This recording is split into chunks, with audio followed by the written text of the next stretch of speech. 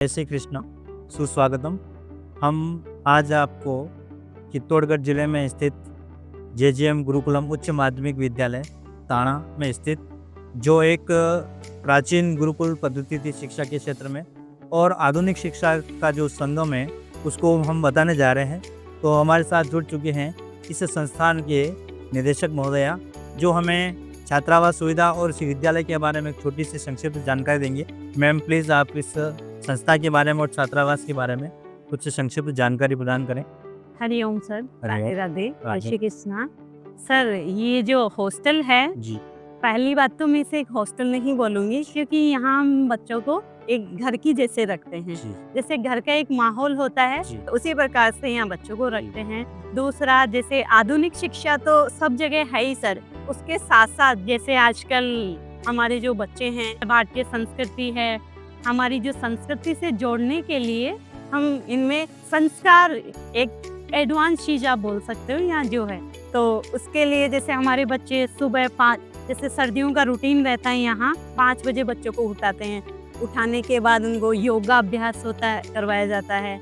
योगा के बाद में हवन का रहता है। जी हवन के बाद में गीता जी के पाठ होते हैं, जी गौ माता की आरती होती है, फिर नाश्ता करके स्कूल स्टार्ट होता है सर। जी। स्कूल पूरा इंग्लिश मीडियम रहता है, जैसे बाकी स्कूल है। तो जैसा कि मैम ने बताया कि प्राचीन गुरुकुल पद्धति और आधुनिक शिक्षा का जो संगम है वो यहाँ पर आपको देखने को मिलेगा। तो चलते हैं हमारे साथ, हम इसकी एक छोटी सी झलकियाँ देखते हैं छात्रावास की और विद्यालय की। मैम भी हमारे साथ बने रहेंगे। तो अब हम पहुँच गए हैं जेजेएम गुरुकुलम के इस अनोखे छात्रावास में। ये सब छात्रावास की पूरी इमारत है, ये सारे कमरे बने हुए हैं। मैम, ये देख पा रहा हूँ मैं कि आजकल सीमेंट कंक्रीट से बनी इमारतें हैं, लेकिन आपकी दीवार ये मिट्टी से बनी हुई है, ऊपर लकड़ी से बनी हुई है, तो इसका क्या औचित्य? बिल्कुल सर, सही सवाल है आपका, क्योंकि आजकल मिट्टी की दीवारें नहीं मिलती हैं देखने को, सबके पत्थरों की दीवारें होती हैं। बट सर, इसका लॉजिक ये है, जो अभी आप अपना फ़ोन निकाल के चेक करो, रूम के अंदर जाने के बाद आपका नेटवर्क नहीं आएगा। मतलब बिल्कुल ये रेडिएशन फ्री है। और जैसे गर्मियों में ये बहुत ठंडा रहता है रूम, इस दीवार की वजह से। गोबर पुट्टी करी हुई दीवारें हैं सर। सर्दियों में यहाँ बहुत अनुकूल वातावरण रहता है, ना ज़्यादा ठंड लगती है ना ज़्यादा गर्मी लगती है। ये लॉजिक है सर इसके तो पीछे। मैम ने बताया कि ये जो दीवारें हैं वो ये बिल्कुल वातानुकूलित है। अगर सर्दी में अगर आपको ज़्यादा ठंड नहीं लगेगी और गर्मियों के दिनों में भी आपको गर्मी का एहसास नहीं होगा, तो बच्चे बिल्कुल शांत वातावरण में, अच्छे परिसर में अध्ययनरत करते हैं। हम अब आपको बताएंगे जहाँ पर बच्चे निवास करते हैं। अब हम पहुँच गए हैं छात्रावास में, और ये छात्रावास का एक कक्ष है जिसमें बहुत सारे विद्यार्थियों के लिए विधिवत बेडशीट लगे हुए हैं। बच्चों के लिए व्यवस्थित अलमारी वगैरह भी इसमें लगी हुई है। सुरक्षा की दृष्टि से देखा जाए तो यहाँ पर सीसीटीवी कैमरा भी लगे हुए हैं। तो मैम, आप इस एक रूम में कितने छात्रों का यहाँ पर रेजिडेंस है? सर, यहाँ एक रूम में ओनली 10 बच्चों का अरेंजमेंट है, कि 10 बच्चे रखते हैं। जैसा कि आप देख रहे हो, एकदम खुला खुला, बिल्कुल भी कंजस्टेड नहीं है, कि भीड़ भाड़ वाला नहीं है। ये सीसीटीवी कैमरा सुरक्षा की दृष्टि से आपने लगाए हुए हैं, तो बहुत अच्छी बात है। लेकिन इन बच्चों के साथ में कोई गाइडेंस के लिए या सुरक्षा की दृष्टि से और भी कोई व्यवस्थाएं हैं? हाँ सर, सुरक्षा के लिए कैमरे तो आप देख ही रहे हैं, कैमरे लगे हुए हैं जो पूरे 24 घंटे ऑन रहते हैं। इसके साथ ही जो हमारे पीटीआई हैं, वार्डन है, वो भी यहीं बच्चों के साथ, इनके अटैच में ही रूम बने हुए हैं, जी। इन्हीं में बच्चों के साथ रहते हैं। जी। तो मैम, आपने छात्रावास में बताया कि यहाँ की जो दीवारें हैं वो मोबाइल रेडिएशन से मुक्त रहती है। तो बहुत सारे विद्यार्थी ऐसे भी होंगे जो दूर दराज क्षेत्र से आते होंगे या आसपास के भी होंगे और यहाँ पर निवास कर रहे हैं। तो अगर माता पिता से संपर्क करने की इच्छा हो या बात करने की इच्छा हो, उनसे कोई बात करना चाहते हैं या कोई जानकारी प्राप्त करना चाहते हैं या कोई जानकारी देना चाहते हैं, तो फिर उनके लिए क्या संपर्क सूत्र है? हाँ सर, उनके लिए यहाँ आप देख रहे हैं, यहाँ ये फ़ोन लगे हुए हैं 3। हाँ तो यहाँ इनमें ये सिस्टम रहता है, हर बच्चे को हम एक कार्ड प्रोवाइड करवाते हैं सर। उसमें 2 नंबर होते हैं पेरेंट्स के, एक फादर का, एक मदर का। पेरेंट्स चाहें तो तीसरा नंबर भी दे सकते हैं। जी। तो वो कार्ड इशू करवा देते हैं हम बच्चे को, उस कार्ड से बात होती है। अच्छा। अगर किसी और नंबर पे अगर बच्चा बात करना चाहे तो बात नहीं होगी। तो और मैम ने वीक में 2 बार रहता है सर बच्चों के बात करने का। तो मैम ने बताया कि संपर्क सूत्र के लिए यहाँ पर स्कूल में और छात्रावास के लिए बिल्कुल ही अच्छी सी व्यवस्था दे रखी है कि बच्चों को, प्रत्येक बच्चे को एक कार्ड दे रखा है जिसमें विद्यालय की ओर से निःशुल्क मिनट भी है जिससे बच्चा बात कर सकता है, और अधिक बात करने के लिए उसके कार्ड में बैलेंस भी रहता है तो उससे वो संपर्क कर सकता है। तो ये बहुत ही अच्छी सुविधा है ताकि उसके पेरेंट्स से बात हो सके, अन्य किसी से वो बातचीत भी नहीं कर सकता, ताकि ये उसके लिए बहुत ही प्लस पॉइंट है कि वो अन्य गतिविधियों में लिप्त न रहकर अपने माता-पिता से सीधा संपर्क में रहता है। तो ये बहुत ही अच्छी सुविधा है विद्यालय की। मैडम, बहुत आपने अच्छी व्यवस्था कर रखी है ये, ताकि बच्चे अपने पिता से संपर्क में रहें। तो हॉस्टल की तो आपने जानकारी प्रदान कर दी, तो बच्चे यहाँ निवास करते हैं तो उनकी भोजन की भी व्यवस्था होगी, तो आप भोजनशाला के बारे में भी कुछ बताएँ? ठीक है सर, भोजनशाला भी आपको विजिट करवाते हैं। ये सर अपना भोजनशाला है, जहाँ यहाँ नीचे ये भी आप देख रहे होंगे गोबर का लेपन इस पे करा हुआ है। यहाँ नीचे बैठ के बच्चे भोजन करते हैं।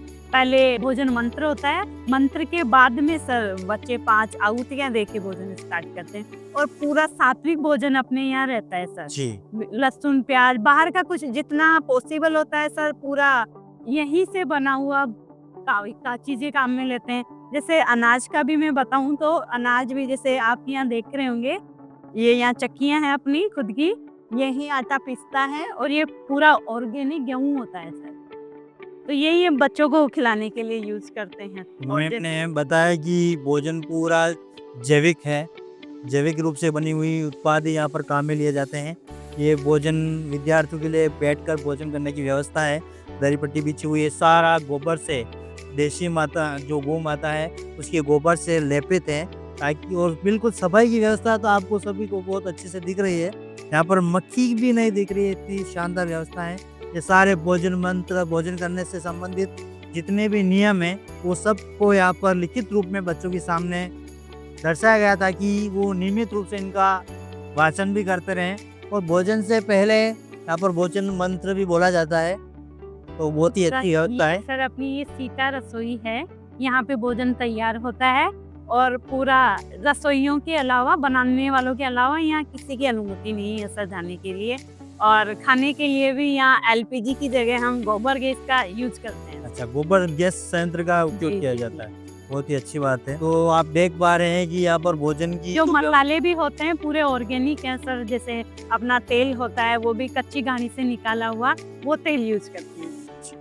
तो भोजन की जो सामग्री है वो बिल्कुल जैविक उत्पाद से बनी हुई है, तेल भी कच्ची घानी का यूज किया जाता है, ताकि बच्चों के स्वास्थ्य से रिलेटेड किसी प्रकार की कोई, मतलब कह सकते हैं कि कमी नहीं है। बिल्कुल सात्विक भोजन यहाँ पर सभी विद्यार्थियों को प्राप्त किया होता है। धन्यवाद मैम। जैसा कि मैम आपने बताया कि हमारे यहाँ पर गौशाला भी है और गौ से बने उत्पाद भी बच्चों को खिलाए पिलाए जाते हैं, तो आप गौशाला के बारे में भी थोड़ी जानकारी हमें प्रदान करें। बिल्कुल सर, ये जो गौशाला है ये मेरा और इस गुरुकुल का सबसे मोस्ट इम्पोर्टेंट पार्ट है मेरे लिए। मतलब गौशाला मतलब सुकून, ये चीज आप बोल सकते हो। और जो ये गुरुकुल है इसका नाम JGM मतलब जय गौ माता गुरुकुलम, गौ माता, जैन का अर्थ मतलब जय गौ माता। जय गौ माता बहुत ही गुरुकुलम। अच्छा नाम रखा है। हाँ, इसी कॉन्सेप्ट पे, इस गौ माता के कॉन्सेप्ट पे ही गुरुकुल का नाम रखा गया है। और अभी थोड़ी देर पहले मैंने आपको बताया था कि बच्चे गौ आरती करते हैं, तो सुबह आके बच्चे सबसे पहले यही गौ माता की पूजा करते हैं, आरती करते हैं।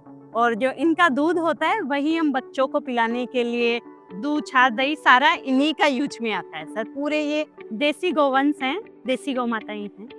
तो जैसा कि आप देख पा रहे हैं कि ये एक गौशाला है, यहाँ पर विभिन्न प्रकार के देशी गौ नस्ल से युक्त या पशुधन नहीं कह सकते, क्योंकि हमारी भारतीय संस्कृति में गौ माता को पशु नहीं माना गया, माँ के समान माना गया है। और मैम के जो विचार हैं वो आज की संस्कृति में लोग कहाँ मानते हैं। मैम ने कहा कि यही मेरा सबसे, इस पूरी संस्थान का विशेष पार्ट है। तो गौ सेवा तो वास्तव में देवतुल्य सेवा कहा जा सकता है जिसको। मैम ने बहुत ही अच्छी प्रकार से हमें बताया कि गोवंश से उत्पादित जो भी गो उत्पाद है वही यहाँ पर पढ़ने वाले विद्यार्थियों को खिलाए पिलाए जाते हैं। तो वास्तव में मैम ने ये जो संस्थान खोला है और साथ में जो गौ सेवा का अवसर यहाँ के विद्यार्थियों को भी दिया है, और यहाँ के संस्थान में कार्यरत सभी लोग गौ सेवा के प्रति प्रेरित हैं, तो बहुत बहुत अच्छा लगा। यहाँ पर गौ सेवा से युक्त जो माहौल है बहुत अच्छा है। जय गौ माता।